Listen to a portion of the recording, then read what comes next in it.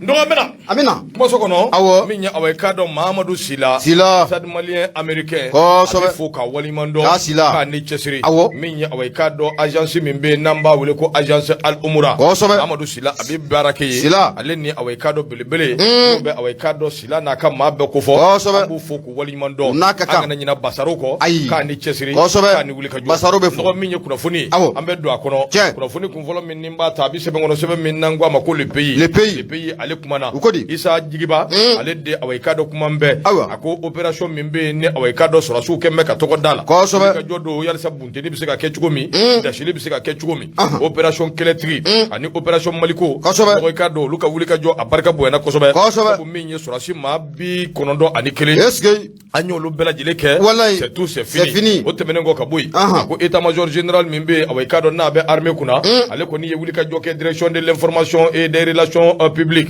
Ale wulika jo ke o sirafe. No be diripa ko fo. Min ye jouer utukalo kile muga awekado san 2022. Uye wulika jo ke ka jira ka fo. Anga chede no be fama ko fo. Fama ye chesiri minge ani awekado be bara mina. Ka damine utukalo kile nani san 2022. Kana sambi doni mene ko bi. Fama ka wulika jo anuka chesiri. Ndo kado ka fo ko akoni awulola fena. Min na be ma nisonja kumbo. Sabu ba manchwale atikila ma minumbe. Nangu mako terrorisu. Anyo lu sebakoro borondo. Sebakoro bundi.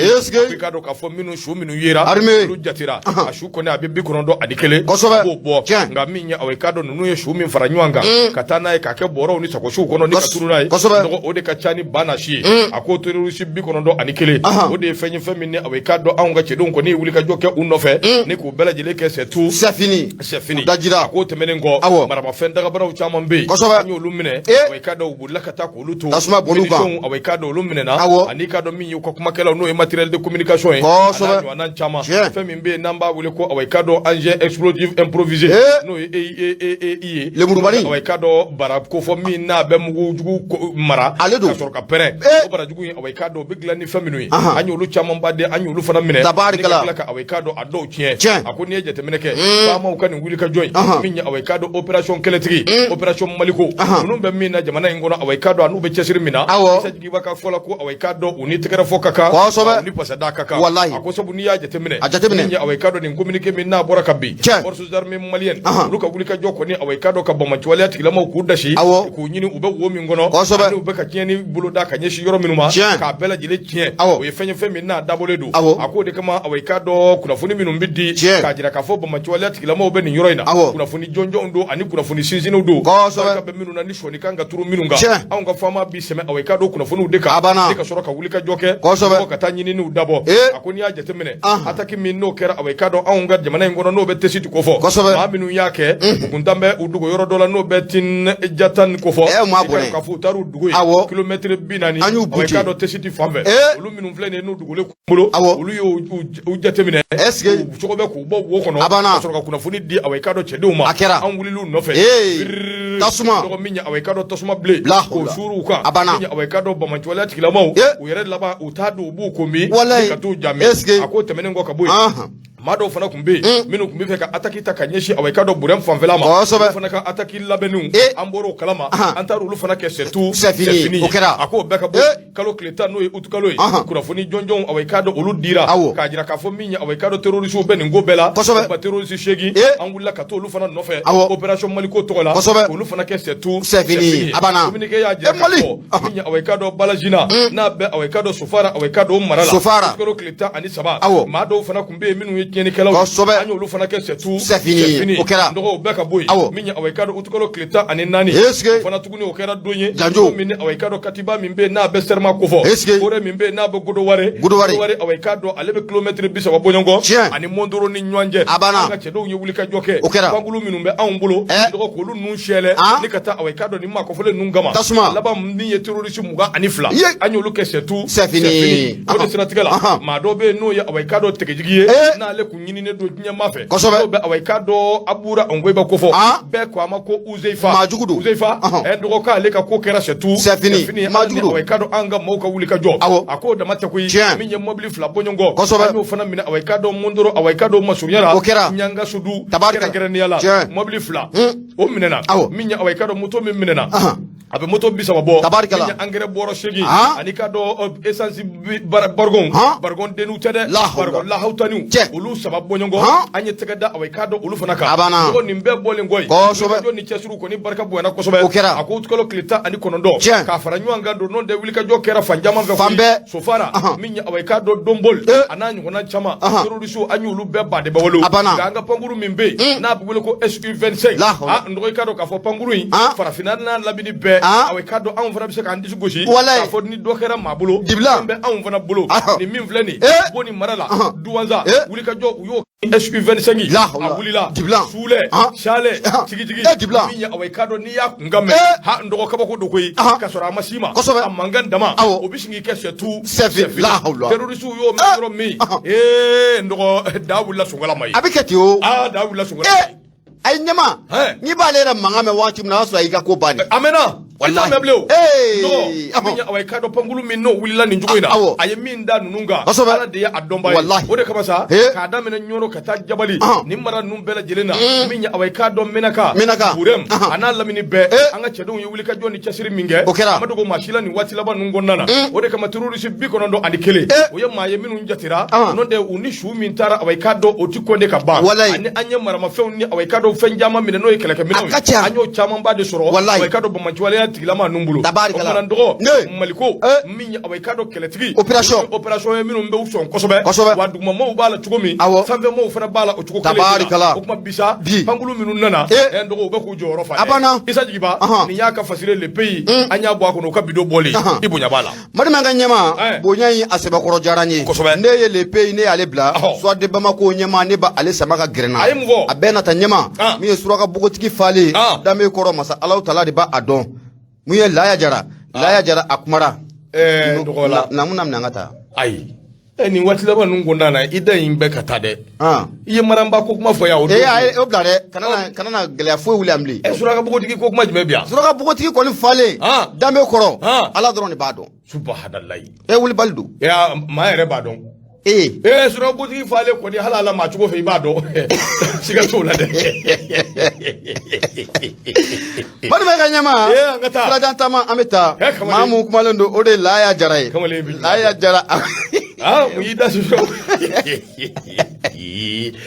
min bɛ Bamakɔ yan an minnu ye Gawo ko ye suraka bogotigiw bɛ tile munumunu salon ni tiri a caman fana bɛ yan an m'olu ka kow fɛ a caman bɛ yan awɔ ayiwa bisimila kosɛbɛ o tuma an ka taa mun ye Laya Jara Jarakɛ a kumara mun ye soit de Bamako o kɔnɔna la n'a ma ɲɛ k'a fɔ ko mun ye anw ka lakanabaw u bɛ wuli ka jɔ la jamana fantan 4 bɛɛ lajɛlen fɛ lakana o bɛ se ka na cogo min na nka a ko k'a kɔni ye dugu ye ani Sikaso kɔni k'o ka surun ɲɔgɔn na kosɛbɛ a yira k'a fɔ ko mun ye diinɛ marifatigi dɔw ɲɛma u kɔni taara bingali ta ni ka dɔgɔtɔrɔso kɔni ka a sɛgɛrɛ n'a bɛ Kiɲan dɔgɔtɔrɔso n'a a b'o kofɔ Patirikɛ b'a ka fɔ la a ko mun ye kibaruyaw kɔni k'u sɔrɔ la k'a yira k'a fɔ ko maa minnu an ka taa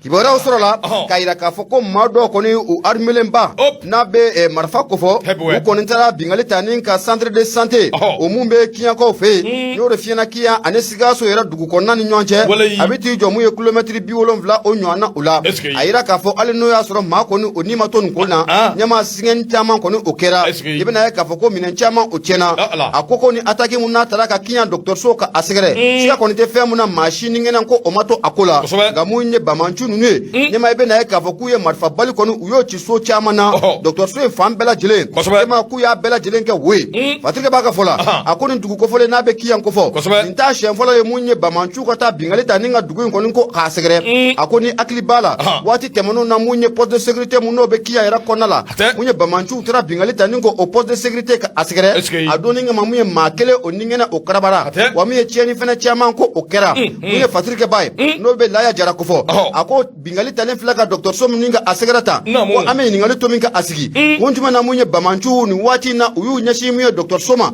pharmacie bâtiment principal ko kun jumɛn na k'u y'u ɲɛsin nin ma nin waati o kɔnɔna o la ko siga kɔni tɛ fɛn mun na siran kɔni ko a nana dugu kɔni kɔnɔ la n'a bɛ Kiɲan dugu o kɔnɔ o kɔfɔ n'o de f'i ɲɛna ko sanga ni waati bɛɛ lajɛlen ni dugu kɔfɔlen mun filɛ nin ye i bɛna ye k'a fɔ ko bamancuw u bɛ sira kɔni da maaw ɲɛ maaw bololafɛnw bɛ minɛ a ka jan fo ka taa fara mun ye fɛn caman kɔni o kan kunnafoni filɛ nin an y'a sama ka bɔ mun ye soit de Bamako ale kɔnɔ sɛbɛnnikɛla tɔgɔ de Laya Jara Mariama ka ɲɛma i bonya o b'a la Bakar Toro bete fasiri nyana minya awaikado hali biambita ni fasiri awaikado Maimuna Dumbia akumambe soir de Bamako ne be shoni sikaka Maimuna ya jira ka fo awaikado premier ministre Jabala o de bi wele ko primature ndo angata primature la minya awaikado premier ministre awaikado okoni osugandira sabu minya awaikado shogel norobla ka fo bada o tede yani awaikado shogel ka kene yalma awaikado yani ko wera ukanyedo minya awaikado premier ministre awaikado colonel Ablay Maiga ntwama akera premier ministre nye Maimuna Dumbia na mungelea ko away ite sabali isira sabali ite sade asimu itwama akajuga Ablay dans l'enveloppe ite sabali ndoko na mungelea juga bay ndabla afa ambina yarabi angata minya awaikado premier ministre kura ndoko ikado ko anyo soro décret numéro 021 tire 0485 pt tire rm tient août 2022 ndoko minya awaikado premier ministre par intérim ma mimbe no be shogo no robla yani watije awaikado okoni osugandira ma minya sugandi obe anga transition nyama bakofo no be colonel Ashimi Goita no bo kofo abarata ni dunya sharia utakulaje yu da ngo ka be fete ka be nyefo buni kolo bonywana ni ka soro kana dashi ka yira bela jelena ka fo minya awaikado premier ministre ale norobla yani awaikado ko do ka nyesoro do wore ko ya awaikado Ablay Maiga minya awaikado je répète encore je dis bien je répète encore Ablay Maiga ale de bo fo na be communiquer o kala o gouvernement ka communiquer kala na Ablay Maiga ba ale de tara awaikado ni ka ke premier ministre sogel ko kala Maiga ale ka norobla colonel Ablay Maiga ko kuma na minye décret mi ya sugandi décret awaikado numéro 20 kasoro disons décret dobe numéro 2021 0476 pt-awaikado rm 26 juillet 2021 ale koni ye norobla uke sabu ni premier ministre te ma mi be no kanga norobla yani watiche olu bela jele o dama donedu o minye president ay ninga kumina awaikado ala de bado sabu ni ngoy mfana anyugunyugu na nyanga fana na wuli sabu sharia e mi voka sharia autonomy ka bo ko fe kata ko wereke o fana fenye fe ministre ya dombo no lu fana bo se ko rososo sabu ni eja temeneke premier ministre na alete ma mi be no bi se ka norobla yo colonel awaikado Sadio Kamara anga ministre de la défense ani awaikado moi ya fait la guerre de Chokosulu minya awaikado ancien combattant lu ka ministre toi ya di moi ya di o bole ngoy minya awaikado Mamadou Kasoge ministre de la justice o fana ni awaikado Sadio Massé ani droit de l'homme no shimase Ibrahima Ikasa Maiga ministre de la refondation de l'état awaikado ale fana ale de mina gwala o bette menen godi minya awaikado Ablay Maiga ale sorokana o kanimbe pa kana Ablay Maiga ta chaw ka ale bla ko nyama awaikado ma minye ningo nunge de ba nyedo sirga ba ko ka fo ko lubina awaikado ajira ko gele de be transition guna yelma gele be gouvernement mawni nyanje o tede sariya ye minvo o de bi fo so dowi o kera kuminu na ani faminu ndo lala ko fe awaikado lura nyefo mawi nga mami nganga tele kan ngo nyefo o de awaikado Ashimi yere yelma maminu yake ka nyefo ke fo so do mi se ka fameli soro note be ya doka fo ni shogal te minya awaikado colonel Sadio Kamara ale de be na ale te Mamadou Kasoge no fana te minya awaikado Ibrahima Ikasa Maiga sariya ubora ka seben jugomi abo de sirafe no be bana de sa colonel Ablay Maiga ale soro kan ga bi ko transition awaikado minya gouvernement nyema ale koni ablala kerefe sabu afari mbandala mamin nara norobla colonel Ablay Maiga fasir fle ndoko ibunya bala minya awaikado soir de Bamako Maimuna Dumbia ale ka fasiri do akuma mumbe shogella aywa akoni nganye fosa akanye fo dron parce que la afora ko repos forcé repos forcé fana dokera tinzade ni min do atinya foli kanye akanye fo dron dɔw bi yan fɛ olu bɛ ka kule fɛn da la dɔw bi yan fɛ olu bɛ ka kule ko awaikado repos forcé bɛɛ bɛ k'i ta fɔ anw kɔni turunen do sa dɛ ko in bi cogo min a ti ɲɛfɔ an ye kosɛbɛ ayiwa a ka ɲɛfɔ a ka ɲɛfɔ an ye dɛ a ka ɲɛfɔ ayiwa o de ka kusa ne ma a ka ɲɛfɔ parce que ko in bi cogo min ko in kɔni a kuma cayara dɛ a kuma cayalen do dɛ bɛɛ y'i ta fɔ Choguel ti ye ko a bɛna dans une semaine kosɛbɛ o tɛmɛna ko repos forcé intérim fana wa kɔfɛ an y'a mɛn a dira Sadio ma o kɔfɛ cɛ in nana Ablay Maiga o nana bon ko ninnu kɔni vraiment a bɛ ka teliya ɲɔgɔn kɔ mais u ka ɲɛfɔli kɛ fasodenw ye an ka se k'a dɔn min kɔni bɛ yen parce que tiɲɛ yɛrɛ la an ko ni tunne dun kosɛbɛ ala k'a kɛ hɛrɛ ye ami fɛn fɛn bɛ yen ni jamana ka hɛrɛ b'a la kosɛbɛ an ko ala deli y'o ye awɔ personne n'est indispensable ayi jamana in ka jɔ a banna maa minnu bɛ yen ni o ye sogɛli yɛrɛ ye kosɛbɛ sogɛli b'i yɛrɛ bilala maa dɔ de furuko kɔnɔ kosɛbɛ n'i ye jateminɛ kɛ sogɛli b'a fɔ k'ale ye dɔ de awɔ tiɲɛ taba ye kosɛbɛ o balolen tɛ o ayi o ma taa wa o taara mali tɛ wa Hashimi t'a fɔ k'ale ye dɔ tiɲɛ taba ye wa kosɛbɛ o bɛ yen wa ayi o ma taa wa o taara mali tɛ wa mali bɛ yen sogɛli wo Hashimi a bɛɛ bɛ taa kuma ka fɔ maaw ye dɔrɔn kosɛbɛ jamana ka jɔ baara ka kɛ a banna kosɛbɛ maa ko in ka dabila mali ko la a banna kuma filɛ nin dɛ maa ko ka dabila an ka mali bila fɛn bɛɛ sanfɛ ala k'a ni sababa bɛɛ a banna bisimila ala ka nɔgɔya kɛ ami k'a ban pewu ami k'a kɛ farijagabɔ ye ami sogɛli ka segin ka na joona ami bisimila ɲɛma ne y'i bolo bɔ ne bɛ n bolo n b'a kari ka don a don soit de Bamako n bɛ bɔ ni ale ye ɲɛma politique kɛlɛ la n'i ye tɛgɛrɛ cilen maa min tulo kɔrɔ i ma da tɛgɛrɛ fɔ ma Yusufu Konate Konate kɛ a kumara a ko min ye Laji Burama n'a bɛ IBK ko fɔ ala ka hinɛ a la ko a ka fanga binnen san 2 i bɛ na ye k'a fɔ ko jɛrɛjɛkulu min bɛ ne parti politique jɛrɛjɛkulu don an ko a ma ko semasi u yɛrɛ ka maa mun ye u ka ɲɛmaa ye n'o de Imam Mamudu Diko ye ɲɛma u y'u hakilinata kɔni di mun ye san 2 in tɛmɛnen o kɔfɛ u y'a yira k'a fɔ k'an bɛ don min na ko bi ko an ka jamana n'a bɛ ba Maliba ko fɔ ko a kɔni bɛ ka taa bolo kan bolo mun ni maa minnu b'a kunna ɲɛma ko propagande de ka d'u ye u bɛ mun ye maa jawuli kumaw de fɔ wa k'i bɛ n'a ye k'a fɔ ko popapo caman de kuma ko o ka ca k'a sɔrɔ ko kisɛ kelen a tɛ jaba la min ye Yusufu Konate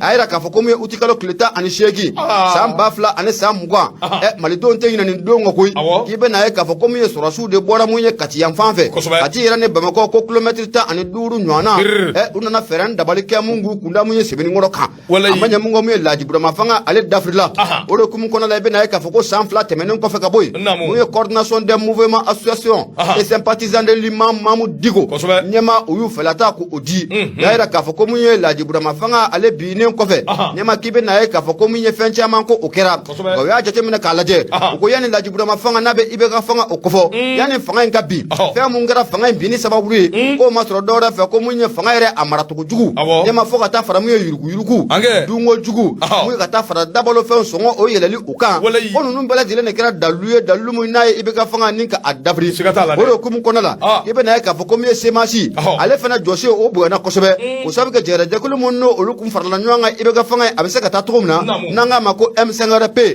a doli donbaa dɔ fana ye mun ye semasi ye o de hukumu kɔnɔna la k'i bɛ n'a ye k'a fɔ k'u ye jɔyɔrɔ belebele ko o kɛ o de hukumu kɔnɔna la mun ye semasi maaw u kɔni o bɔra u y'a yira a nana ye k'a fɔ ko mun ye majɛ caman caman de bɛ an ka jamana kɔnɔ an ka jamana ko a bɛ ka mara bolo mun kan ɲɛma k'i bɛ na ye k'a fɔ ko propagande de don maa minnu don k'u bɛ ka kuma bafu de fɔ ko ka sɔrɔ mun ye kisɛ kɔni ko a tɛ jaba la ko n'i y'a jɛminɛ k'a lajɛ ko gɛlɛya caman ko o bɛ jamana kɔnɔ an ni jamana wɛrɛw cɛ ko o gɛlɛya ko o bɛ yen k'i bɛ na ye k'a fɔ ko u ka maliden dɔw kɛ maliden ɲuman ye ka maliden dɔw kɛ maliden jugu ye ko ninnu bɛɛ lajɛlen ko u bɛ jamana in kɔnɔ mun ye semasi a coordinateur général n'o de Yusufu Daba Jawara ye ninnu bɛɛ lajɛlen o y'a ka fɔta ye a yɛrɛ k'a fɔ an bɛ don min na ko bi ko maa minnu n'u bɛ ka fanga mara nin waati in na u ka fɛɛrɛ dabali bɛɛ lajɛlen kɛ o sabu kɛ dabalofɛn a balila ka yɛlɛ a balila ka yɛlɛ suko ani dugusajɛ cɛ u ka fɛɛrɛ bɛɛ lajɛlen kɛ malidenw bɛ se ka balo lafiya o kɔnɔ la cogo min na o tɛmɛnen kɔfɛ ka bɔ yen mun ye angɛrɛ ye u ka dabali bɛɛ lajɛlen sigi sen kan mun ye sɛnɛgalaw bɛ se ka lafiya cogo min na wa mun ye an ka jamana in a kun bɛ marako jugu min kɔnɔna o la ko an ka dɔgɔtɔrɔso ko n'i y'a jateminɛ k'a lajɛ ko gɛlɛya caman fana ko o b'a kɔnɔna la ni maa ninnu n'a bɛ semasi maaw kɔfɔ Imam Mamudu Diko a ka jɛrɛjɛkulu don u y'a yira k'a fɔ ko corruption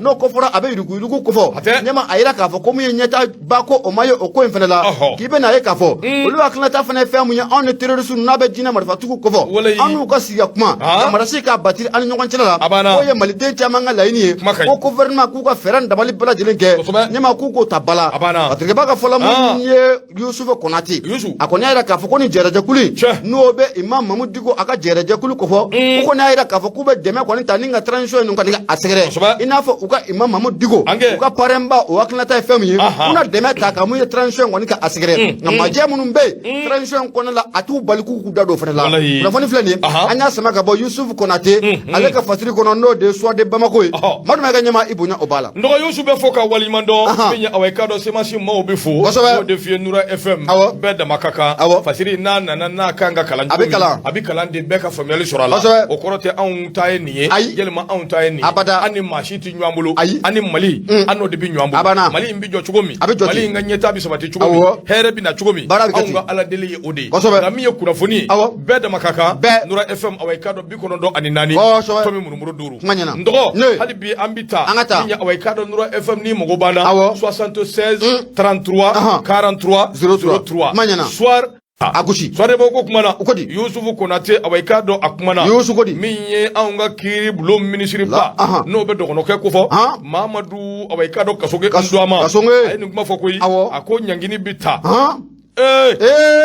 Kasonge a bere bɛ Kasonge bolo ɲangini bere a bɛ kiiri tigilamaw bolo ɲangini bere a bɛ maliyɛn denw bolo n dɔgɔ min ye awa i ka dɔn kana fɔ on zone l'homme femme on zone femme c'est fini l'homme femme a banna pew n dɔgɔ a filɛ ka f'i ye dɛ n'a bɔnna dɛ fo k'i sa n'i minɛna maa min fa i yɛrɛ fa la hawla ça fait e bɛra n t'a kuma faamu ban n k'a fɔ kɛ ni kɛ cɛ ni cɛ n k'a fɔ muso ni muso a tɔ bɛ faamu n'i minɛna maa min fa i yɛrɛ fa n'i minɛna la Kasoge n'a ka bere wuli cɛ ni cɛ muso ni muso f'i kasa la hawla n'aw bɔnna na caman dafirila Allah akibar du dɔ bɛ bɔ a y'a partager a y'a aujourd'hui c'est notre Mali kɛra Mali ye Balugu kwale jɔlen ko bisu mami a fakobatɔ kɔrɔ bilali mami ni Ala cɛ mami bisu joli e ni hɛrɛ jamana kɔnɔ ou bien i b'a dɔw ye i yɛrɛ y'a fɔ cogo min sigila kɔni alhamdulilayi nka Ala ka n'i ci muso tɛ dɛ Balugu kwale e ɲɔgɔnna don an kɛ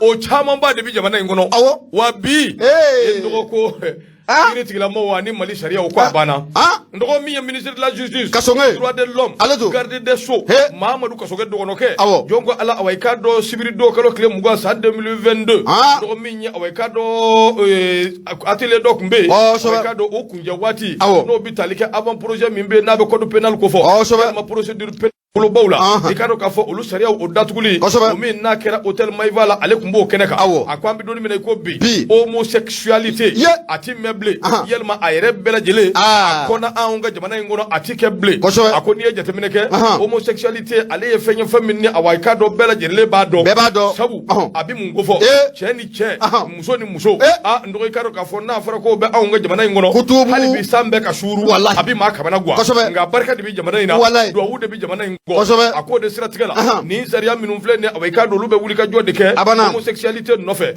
k'a kɔn k'a sɛbɛkɔrɔ gosi fo ka diɲɛ wuli fo ka dugukolo a kana kɛ bilen a ko nin ko in bɛɛ lajɛlen wuli ka jɔ ninnu kɛra tile 6 débat a chauffera kosɛbɛ sabu min ye awa i ka dɔn ko 2 de tun bɛ sen na min ye awa i ka dɔn homosexualité ani dɔ bɛ n'u ko a ma ko adultère o fana ɲɔɲɔlen don adultère ye jumɛn ye o ɲɔɲɔlen don dɛ o ye jumɛn ye adultère o ye baliku minnu jogojuguw tɛ minnu bɛ to mariage ani gauche ni droite ayi dɛ kad'u ɲaminɛ mariage de bɛ gauche ni droite la mais n'i b'o o tɛ kelen dɛ n'i y'o sariya ta mɔgɔ bɛ bɔ dɛ i bɛ bɔ mɔgɔ bɛ bɔ dɛ n'u y'o ta n'u kɔni y'o ta ko maa minnu bɛ fan bɛɛ ka gosi ɲɔgɔn na ɲɛma maaw bɛ bɔ dɛ n dɔgɔ awa i ka dɔn kuma kun gɛnbɛw ni homosexualité kan a ko kɔni sabakɔrɔ bɔgɔrɔ donna a bɛ kɛ sabu hakilinaw falenfalenni a mankan ni a ɲɔgɔn sɔsɔ a juru samana kosɛbɛ a samana tayi ko in yɛrɛ kɔni laban aw bɛ ɲini ka wuli ka taa k'a to nka laban a ye tile 6 de kɔni farala ɲɔgɔn kan fo ka bɛn kɛra la o de kama hali bi anw ka jamana sariya furu kɔni awa i ka dɔn i tɛ se k'a kɛ n'i ma san 16 n'i m'o sɔrɔ jamana sariya awa i ka dɔn a b'o ko fɔ ministre min bɛ ni awa i ka dɔn o ye Mahamadu Kasoge a ko in kɔni a juru samana kosɛbɛ nana ko kɔni ye fɛn ye fɛn min ni o b'ale nisɔndiya kosɛbɛ n'i ye ko in da k'a lajɛ ko in kɔnɔna na min ye awa i ka dɔn jateminɛw de kɛra kɔrɔfɔliw caman kɛra a kɔnɔ min ye awa i ka dɔn ŋaniyajiraw ni hakilina jiraw olu caman kɛra a kɔnɔ ka sɔrɔ ka bilasiraliw caman kɛ ka sɔrɔ ka awa i ka dɔn proposition caman awa i ka dɔn ni k'olu kɛ a ko an bɛ don min na i ko bi Mali an mago bɛ fɛn minnu na awa i ka dɔn o dɔ ye nin ye o tuma dɔgɔn bɛ min f'i ye cɛ ni cɛ muso ni muso on zone l'homme on zone femme c'est fini pewu n'i minɛna maa min fɔ i yɛrɛ fa n filɛ k'a f'i ye dɛ Mali ala k'an ni sababa bɛɛ ami e kɔni y'a faamuya ne kɔni y'a faamuya ayi ça fait ɲininkali don ne kɔni y'a bɛɛ ni faamu bɛɛ ni faamu o kuma ɲininkali don Yusufu Konate a ka fasiri don soirée de Bamako ka video bɔli i bonya b'a la n bɛ segin a kan on donne l'homme on donne femme c'est fini voilà la ilaha illallah n'o kɛra ten sa Balugu caman ba bɛ bɔra fila a bɛ muso ɲini n'ale bi awɔ u yɛrɛ dama bɛ ɲɔgɔn bolo fan dɔ fɛ o ye hɛrɛ wa walima cɛw yɛrɛ dama bɛ ɲɔgɔn bolo fan wɛrɛ fɛ Balugu kwale o ye hɛrɛ jamana ma ka t'i yɛrɛ pɛndire k'i kɛ i b'a fɔ ko juga papier a banna la ten n'i y'a tatɔ i b'a fɔ ko Fatimu tatɔ walayi ka sɔrɔ Balugu don i b'a fɔ i tɛ ta k'a to k'a di yan sisan n ka tɛgɛ ɲɛnɛma fila bɔ a sigilan na sisan a fo do sigilan minɛ hakɛ ko goni kosɛbɛ o de ka ɲi ayi kana sigilan gɔni a tulo kɔrɔ i bɛ kɔ de gɔni sigilan kɔni sigilan ko y'o ye dɛ ala k'a di sababu bisimila an ka taa an bɛ taa Nouvelle Horizon ɲɛmaa ne bɛ n bolo don n bɛ bɔ ni a ye mun ye Toguna A Tarawele Toguna a kumara a ko mun ye politikimaaw bɛ ɲɔgɔn na k'i bɛna ye k'a fɔ ko mun ye jɛgɛjɛkulu mun n'o kan ka fara ɲɔgɔn kan ni ka kalata baaraw bɛɛ lajɛlen o labɛn Damasɔn kumala n'an k'a ma ko EG ne tɛ ko i ma nale yan a tɛ ko i ma tabarikala o ka ɲi kosɛbɛ o min walayi a bɛ maa fari foni awɔ nin fɛn ninnu fɔlen n'i m'ale min dɔrɔn a bɛ gɛlɛya ami a ka ɲi n'i ma i gɔnɔ kalaya nin na te duma n'ala cɛ a ma ɲi ka ma ɲi an ka taa mun ye fatirikɛbaa ye o de ye Toguna A Tarawele a ko mun ye parti politique ninnu ani mun ye nin jɛgɛjɛkulu n'a kan ka fara ɲɔgɔn kan ko gɛlɛya belebele ko o ba ala koyi k'i bɛna ye k'a fɔ ko mun ye parti politique ba caman ba an ka jamana kɔnɔ olu kɔni y'a yira k'a fɔ ko baara minnu o sigilen filɛ sen kan ta k'a fɔ ko mun ye maa minnu n'u kan ka don EJ o kɔnɔna o la EJ na ale kofɔra collège de l'autorité indépendante de gestion des élections Damasɔn kumala n'an k'a ma ko EJ olu de kan ka mun ye kalata baaraw bɛɛ lajɛlen ko o labɛn ko mun ye hakilina mun n'a talen filɛ jamana marabaw bolo tan k'a yira k'a fɔ ko tirage au sort n'o ko fɔra ɲɛma a bɛ garijɛgɛ bon a b'o kofɔ o hakilina mun n'a talen filɛ nin ta parti politique ba caman kɔni bɛ u y'a yira k'a fɔ ko o to olu fɛla ta ye o sabu kɛ olu y'a dɔn k'a fɔ ko nin ko in ɲɛma ko garijɛgɛ tirage au sort a ko a bɛ gɛlɛya Patrick b'a ka fɔ la a ko ministre mun n'a bɛ administration territoriale et de la décentralisation kunna porte-parole du gouvernement n'a ko fɔra a bɛ colonel Ablaye Mayiga a b'a ale kofɔ olu ni huissier mun farala ɲɔgɔn kan n'o de ye maître Aluseni Diop o kɔni ni akilinata ka ata Patrick b'a ka fɔ la a ko yani akilinata in ka ta i bɛna ye k'a fɔ ko mun ye Ablaye Mayiga a ye wuli ka jɔ kɛ ka cɛsiri caman kɔni ko o kɛ ani parti politique a ka ja fo ka taa fara mun ye société civile la ɲɛmaa sigi baro ko o bolo ko o da walasa mun ye bɛn bɛ se ka sɔrɔ ko in na cogo min na a ko EJ jɛkulu min yɛrɛ don n'i y'a sigi cogo jateminɛ k'a lajɛ maa 15 o de bɛ taa ɲɔgɔn sɔrɔ a kɔnɔna o la o maa 15 la fanga bɛ maa minnu bolo bi olu bɛ maa 8 ko o di parti politique olu bɛ maa 4 ko o di mun ye société civile maaw ɲɛmaa ko olu bɛ maa 7 kɔni ko o di a ko o de kumu kɔnɔ n'a ma ɲɛ k'a fɔ ko bɛn kɛra fɛn bɛɛ lajɛlen o kan k'a fɔ k'u ka taa tirage au sort la nka parti ba damadɔ bɛ yen kɔni olu kɔni ye guwara k'o sɛbɛkɔrɔ da nin ko in na o parti baw la mun ye Adema Kɔrɔni n'a ko fɔra a bɛ Alliance pour la démocratie au Mali parti africaine pour la solidarité et la justice Marimasa Jara ka parti olu y'a yira k'u tɛrɔ o bɔlen kɔfɛ k'i bɛna ye k'a fɔ ko min ye Laji Burama ka parti ye n'a bɛ RPM kofɔ olu y'a yira k'a fɔ k'u tɛrɔ o fana mana tɛmɛ ka bɔ yen mun ye Kodemi n'o ko fɔra a bɛ Useni Amiya Gino Pulo a b'a ale kofɔ olu fana k'u tɛrɔ a ko ganga n'i y'a jateminɛ k'a lajɛ parti ba caman fana donna ko in na koyi i n'a fɔ ko Alliance pour la solidarité au Mali convergence des forces patriotiques Damasɔn kumala n'an k'a ma ko ASMA CFP n'ale ko fɔra Ala ka hinɛ Sumaworo Boboye Mayiga la ale ka parti o ye fo ka taa fara mun ye far an ka wuli n'ale ko fɔra ale bɛ an ka jamana premier ministre kɔrɔ dɔ ka parti o kofɔ mun ye Modibo Sidibe Fulakɛ olu y'a yira k'a fɔ ko olu bɛ taa fo ka taa fara mun ye Parena ka Cɛbilen Dramé ani IRD Ala ka hinɛ Sumayila Sise la fo ka taa fara ADP Maliba kan ani PRVM Fasoko ne ma ninnu bɛɛ lajɛlen y'u ka cɛbɔw kɔni k'o bila ka taa nin kɛnɛ kan a ka ja fo ka taa fara mun ye parti politique misɛnmanin caman kɔni o kan ka Fatirikɛ b'a ka fɔlɔ bɛ Toguna A Tarawele a ko bɛn kɔni nana k'a kan a yira k'a fɔ ko mun ye parti 270 ani 73 de kun wolola nin kɛnɛ o kan ani mun ye société civile 96 olu de kɔni o yira nin kɛnɛ kan nka jateminɛw y'a yira k'a fɔ komi parti politique min kɔni y'a yira k'a fɔ k'olu bɛ taa nin baara in na o tirage au sort la walasa mun ye EJ a bɛ se ka sigi ten kan cogo min na o ye parti politique 75 ye mun ye société civile 11 o de komi kɔnɔ la mun ye huissier min bɛ yen n'o de ye maître Aluseni Diop ale kɔni y'a yira k'a fɔ ko baara k'u ɲɛna ko don n'a nataw la siga tɛ fɛn mun na tirage tirage sɔrɔ o baara ko o bɛna boloda nka i na parti politique bɛɛ lajɛlen fɛ maa ma de bɛna cɛ bɔ ka nin ko in na i bɛ cɛ kelen tɔgɔ di ka muso kelen ko tɔgɔ di société civile minnu fana bɛ yen u bɛ muso kelen tɔgɔ di ɲɛma ka cɛ kelen ko o tɔgɔ di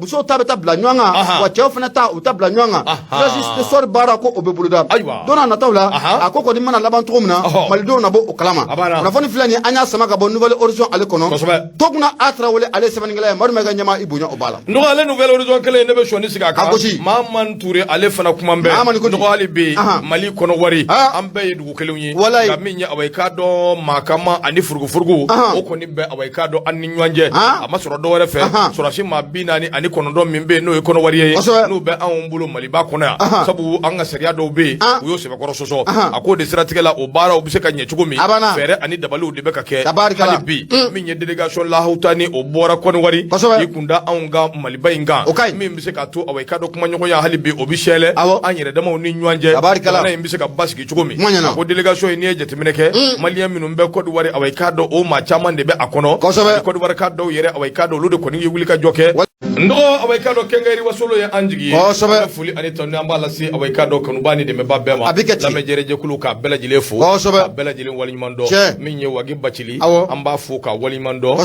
bɛ Paris nin waati in na k'a b'a lamɛn an ka foli tanu bɛ ka ɲɛsin a ma nɔgɔ bɔlen kɔ yen Basegine Keyita an ka foli tanu bɛ ka ɲɛsin ale n'a furumuso Ayida awɔ i k'a dɔn Magaji Madame Keyita foli lase Haji Sukuba Samake Pré Auto Mustafa Ndiaye an kana ɲinɛ kɔ an k'a fana fo k'a waleɲuman dɔn grand commerçant international Abdul Kadir Maïga Abdul Kadir Adama Maïga Gawusu terikɛ grand commerçant ɲɛma an bɛ foli ta ni ka asɛgɛrɛ n'i ye grand commerçant fo u Barcelone damaw de bɛ yen Fuseni bɛ yen Cicer bɛ yen an k'u fo k'u waleɲuman dɔn k'u bɛɛ lajɛlen k'u ni cɛsiri Fuseni y'an ka kɔɲɔkɛ ye ni Ala sɔnna ma septembre kalo a tile 18 min ye awɔ i k'a dɔn Fuseni an b'ale ka mariage an bɛ Bura ye Fuseni Bura bɛɛ bɛ ka taa k'i to wallahi den ko in gɛlɛyara tatɔ filɛ comme jɔ filila sa jɔ kɔni filila minɛ dole y'a ye jɛgɛ kɛ dole jɔ filila mɔgɔ tɛ ko cogo dɔn an bɛ Balde fana fo a bɛ kɛ ten k'a waleɲuman dɔn i k'a dɔn k'u bɛɛ lajɛlen ma k'u ni ɲankuma grand commerçant nin waati in na sa an tɛna an kalifa don a ma grand commerçant a ka to k'an dépanner nin wagati na to k'an dépanner dɛ a f'a ye dɛ parce que ne ta ye n timɛ kosɛbɛ grand commerçant a timɛ o i b'anw dépanner k'an pousser dɔrɔn nin n'anw pousser an taalen nin abana kosɛbɛ Ala ka ni sababa ami Abdul Kadir n ka foli b'i ye ɲɛma nin waati na mun ye Abi Sisoko ye a kɛra sɔgɔlimana Faransi kɔnɔna la an b'a fana ko Asisoko fo ka taa bara a dɔn ni se DG Traoré kan ɲɛma le pays ne bɛ n bolo don bɛ bɔ ni a ye mun ye Garibu Togo ne baraminɛ kalanden don ale de kumalen don a kɔnɔ a bɛɛ na ta mun ye jɛmɛfɔla cɛjan ɲɛma o ka kɔkuru nafa b'a a yɛrɛ de kan mun ye Garibu Togo a kumara a ko ka ɲɛsin mun ye terroriste kɛlɛ ma mun ye Sahel jamana olu kan k'i bɛ na ye k'a fɔ ko an ka gouvernement ko a ye communiqué kɛ dɛ communiqué mun n'a bɛ tali kɛ barikani yɛrɛ ka taali ka bɔ an ka jamana o kɔnɔna kan mun y'an ka jamana gouvernement u y'a yira k'a fɔ ko mun ye barikani kɔni ko o taara u y'a faamuya wa mun ye duguladenw k'a dɔn k'a fɔ ko lakana ko o bɛna boli jamana fantan naani bɛɛ lajɛlen o fɛ Patrikeba ka fɔ la a ko tile damadɔ ko mun ye Faransi kɛlɛkɛcɛ laban minnu n'olu kun bɛ an ka jamana kɔnɔna la u y'u ka koso n'u ka kasaw bɛɛ lajɛlen cɛ ka bɔ yan o de ko mun kɔnɔna la k'i bɛ na ye k'a fɔ ko tile damadɔ tɛmɛnen o kɔfɛ an ka jamana gouvernement kɔni o bɔra ka communiqué k'o kɛ communiqué minnu y'a yira k'a fɔ ko mun ye Faransi ka force barikani a taalen mun filɛ ka bɔ Mali fantan naani bɛɛ lajɛlen o fɛ ɲɛma k'i bɛ na ye k'a fɔ ko gouvernement ko an ye laɲini k'a bɛ mun ye février kalo tile 18 san 2022 n'a ma ɲini k'a fɔ ko laɲini kɔni ko o kɛra sɔrɔfɛn ye gouvernement kɔni a communiquera a ko hakili lajiginna ni hakili b'a la mun ye juin kalo tile 10 san 2021 Faransi a kelen y'a laɲini k'a fɔ ko a ka kɛlɛkɛcɛ minnu n'o olu bɛ anw fɛ yan n'a bɛ force barikani ko fɔ k'u b'u n'u ka koso n'u ka kasaw bɛɛ lajɛlen cɛ ka bɔ an ka jamana kɔnɔna la accord de défense dun de bɛ anw ni aw cɛ n'a ma ɲɛ k'a fɔ ko a bɛ nin hakilina ta an bɛ sigi an bɛ kuma de a bɛ sɔrɔ ka hakilina k'o ta o de hukumu kɔnɔna la a donni kama mun ye an ka jamana gouvernement ye communiqué kɛ k'a yira k'a fɔ ko a filɛ ka waati min yɛrɛ kɔni fɔ tan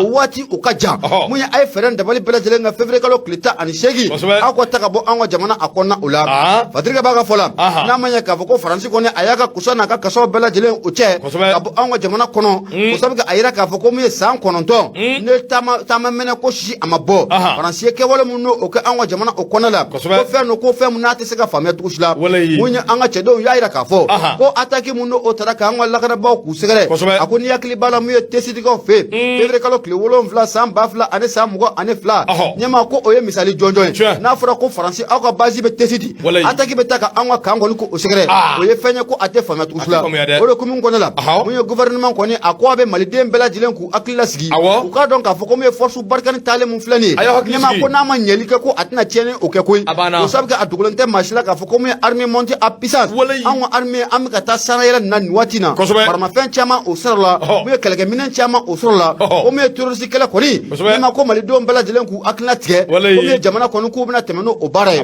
o me an wala kana boy na bele fama o kofo nyama o bena feran dabali bela jilen sigi senga mali fanta nani bela jilen fe la kana be se kana a fanta nani bela jilen fe tugumna munya albi anga jamana gouvernement ko communiquer ko na la yaira ka fo geleo gelano yango jamana soro gelano no masoro do ra fe france ra bingale mutani ngali bi ko o segere nyama kibe na ka fo ko o gelare ko o to na surutu anga jamana akona la ko mali don ko nku akilla sigi kaira ka fo ko me terroriste kale nyama ko siga fo tala kabe chari ka bo anga jamana kona la na fani fleni anya sama ka bo le pays ale kona la garibu togo baram ne kalande no ale semani ngala madu ma ga nyama ibunya obala bakar to re bete do ko laba ngonna na minya facebook ya ko me ni ka fara ko sikelemi sikelemi muidi sikelemi koy nyama sikelemi ani ko les gens fleurissent ani ko le combat ani le drapeau le benyam na nyona yoro do law awo sikelemi ko ye fein bode ja anga ato na peli fana ko sikelemi bo kono ay nyama si l'ennemi découvre son front o de photo ko sikelemi awo ko sikelemi ay kana mato nyama we famu wa ndogo na le fleni Soni Shaka Sonia le bilama e gendarme de mbisira le koni teni bala bi tende bala biya Soni Shaka gendarme do bi de mbisira nyaw Soni Shaka mbisira nya bi de mbe fulla sama kwa jakiti kwa jakiti ambe Shaka fo okuma na saka minya awai do fulla si Umar Sagarama nunum be yankanu bowi ndo awai do ambita angata awai do MSC ale kuma mbe l'indépendant ay shoni sika kambi minya awai do lutte contre l'enrichissement illicite Allah ndo do ninkele adabole kundu nga minya awai do abina fo do tege be tonomi ka daw ko wari mugu min be nu ya henemu nu manga no tu tai ndo do ka fo iba fono o de strategela ni ye jetemene ke iba unga chake da machama ye femi mbubulu jongo ala anu yere ka hake unimbinga iba sura temene mbuka o de strategela lutte contre l'enrichissement illicite ni be chake da banu nuna ani be chake da fenvena ni wuli ka jo kairi no fa bita sege sege o ne sara wa mugai femi no mbebulu hali wa kemeni biduru tigi o tse ko mbara abilla ja soro la chugo o na manyedo o ba jira ka fo yi tege shule ka do jamana jigine kono ka a hene mu ka labo ministre ko do be on bara amene na o sira fe ndo million bisaba ayo sara ani titre foncier wolonvla o mene na la yar sa mi liberté provisoire abse ko soro ka finya bodama ko ni jete mene ke mi enrichissement illicite anga ministre ko do be kengrenela Ibrahim Boubacar Keita awai kado ale ka wati ministre do ale kum mene nedo nga blala liberté provisoire la ni ndo ko laba ngona no fonu ya jira ka fo million bisaba ani titre foncier wolonvla bongo de minena awai kado yalsa abse ka liberté provisoire abse ko soro finya ka dama ko ni jete mene ke ni ko min fleni ministre ni awai kado no mene ku ngilendo an nofe aka avocat ale de liberté provisoire ayo do afle ka minum fo yo lu diwati mi awai kado je kera na abse ka bo chugo mi joni ngodo minya awai kado Cerno Umar Amadou Assé Diallo Cerno Umar Amadou Assé Diallo amaja ministre des affaires des affaires dîner dina ko anana la dala fe koro ale ku nyeshini mboma Ibrahim Boubacar Keita ka wati utukolo kleta ani wolonvla temene liberté provisoire awai kado odira Cerno ma sabu niye je temene ke yoro mimbe no be awai kado office do ko fo enrichissement illicite na bo ko fo office central de lutte contre l'enrichissement illicite o clé awai kado lude rapport do boka bi rapport ngonna na ajira la ka fo minya awai kado Cerno jongo ala jamu ayir la ka fo minya awai kado so saba maison d'habitation saba o babulu parcelle min be Cerno bulu ni fe majju aka yendo anga Cerno yoro nyini ja Cerno dugu kuturu sawo terrain bi duru ni kele ay do dugu kuturu la dugu kuturu terrain bi duru ni kele go dugu kuturu dugu kuturu hebwe chor wolonfila dɔrɔn de bɔr'o la a titre foncier do mɔgɔ t'a dɔn ni furu ni fɛnw b'a la o o fana ye ko dɔ ye o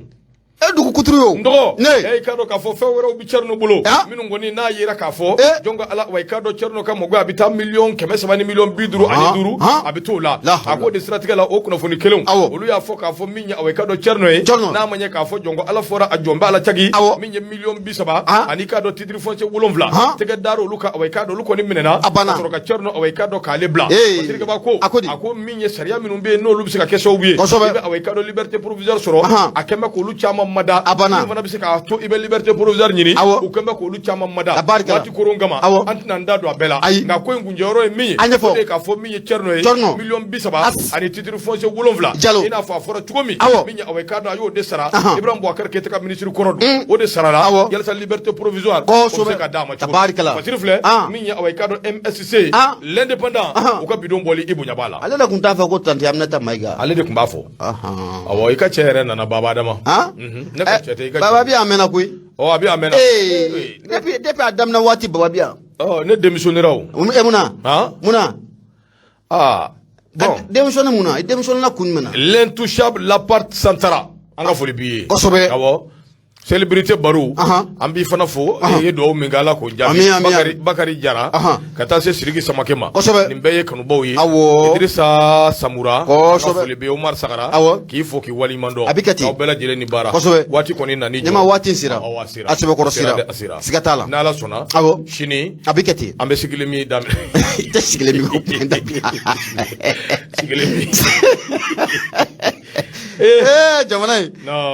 in ka di dɛ ɲɛma an bɛ don min na ko bi a bɛ ne ma maa tɔgɔ fɔ kana n'i filila dɔrɔn ani k'i yɛrɛ ye bɔlɔlɔ sanfɛ walahi a si tɛ kɔrɔ hali i da filila f'i ka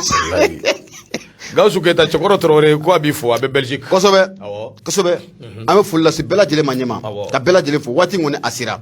mun ye italikaw ye